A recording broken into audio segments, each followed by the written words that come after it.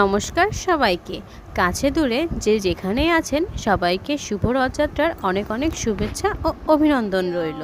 Welcome to Srijan blog. সবাইকে শুভ রথযাত্রার অনেক অনেক শুভেচ্ছা। সৃজন বাবা কিন্তু পুরোপুরি রেডি হয়ে গিয়েছে রথযাত্রায় যাওয়ার জন্য।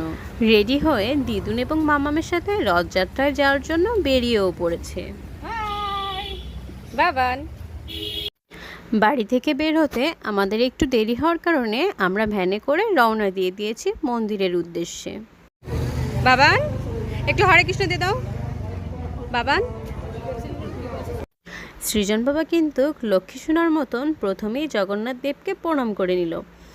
প্রণাম করে নিজে হাতে ধুলিও মাথায় দিয়ে নিয়েছে। আপনারা এখানে ভিড় করবেন না, আপনারা চেক পোস্ট করে চলে যান, ওখান থেকে জগন্নাথের রশি নেওয়া হবে। এই গলির ভিতরে কেউ ঢুকবেন না, মন্দিরের সামনে ভিড় করবেন না, জগন্নাথের রথ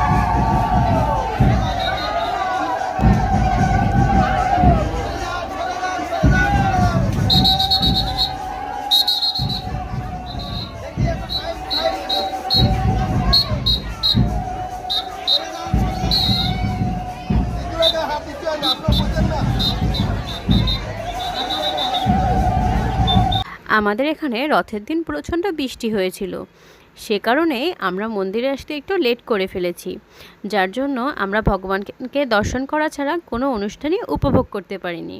ভগবানকে দর্শন করে প্রণাম করার পরই ভগবানকে রথের উদ্দেশ্যে নিয়ে যাওয়া হয়েছে। তারপর আমি আর সৃজন বাবা বসে একটু প্রসাদ নিয়ে নিচ্ছিলাম, কারণ রথের দিনের প্রসাদ অনেক মূল্যবান। আমাদের প্রসাদ পেয়ে ওঠার আগেই আমাদের মন্দির থেকে রথ রওনা দিয়ে দিয়েছিল, সে কারণে আমরা মন্দির থেকে রথ টানতে আমাদের মতন অনেকেই প্রসাদ পাওয়ার জন্য ভগবানের রথ টানতে পারিনি। সামনের এই রাস্তা থেকে ভগবানের রথ নিয়ে যাওয়া হবে, এই জন্য আমরা সবাই ভগবানের রথ টানার উদ্দেশ্যে রওনা হয়েছিলাম। এই রাস্তা দিয়ে জগন্নাথ দেবের রথ যাবে, এই জন্য এই রাস্তাটা পুরো বন্ধ ছিল, যার কারণে সৃজন বাবা ফাঁকা রাস্তা পেয়ে অনেক খুশি এবং সে অনেক আনন্দও করছিল। গাড়ি আসছে কেন?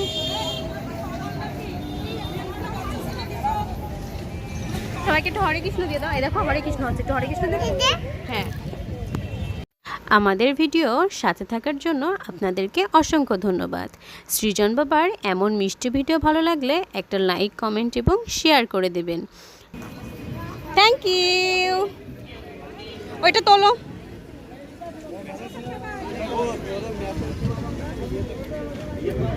এটা মামামকে দিয়ে আসো, যাও দিদুনকে দিয়ে আসো, যাও। হ্যাঁ বলো দিদুন আন বলে আসো। I love you.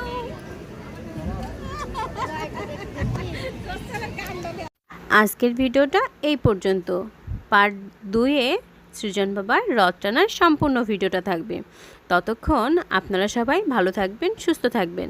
নমস্কার সবাইকে।